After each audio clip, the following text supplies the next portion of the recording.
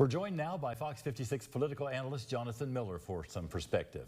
Based on past elections, we know this is a strong Trump state, but it's interesting to note that about 30% of Democrats today voted uncommitted or for some other candidate. If that trend continues in some other states, that has to be concerning for Democrats and promising for Republicans. Yeah, it's been a pattern. We've seen Biden lose a lot of votes to uncommitted in earlier states, but in those cases it was blamed on folks on the far left, many who were upset about the president's strong support for Israel. Here, I don't think that's the dynamic. I think it's more conservative Democrats who've stayed Democrat all through the years, but generally vote Republican in general elections. Whatever happens, Trump's going to win this state in November. Let's go ahead and talk about Kentucky's 6th district. Obviously, always tough to unseat an incumbent. Andy Barr, the Republican, looking for a 7th term. What do Democrats need to do to make this a competitive race in November? I think prayer always helps, but I think it's going to be begging and pleading for the national Democrats to come in and support the candidate running against Barr. Barr has got a war chest that is unparalleled, and none of the candidates running in the primary really showed an aptitude for raising a lot of money. So they're going to need the cavalry to come in from Washington if they're going to make this a race.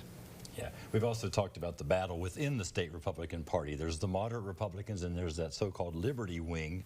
Tonight we saw that kind of play out where one of the Liberty candidates, Thomas Jefferson, won by a large margin over an incumbent, Killian Timoney, in that district that crosses the Fayette-Jessamine County line. What do you make of that?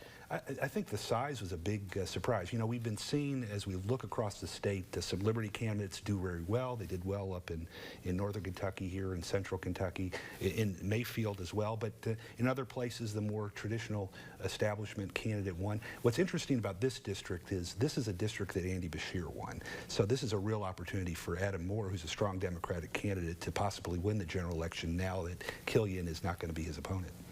No surprise, turnout was pretty low today, not a whole lot of excitement. And we already talked about the fact that Trump will very likely win Kentucky in November.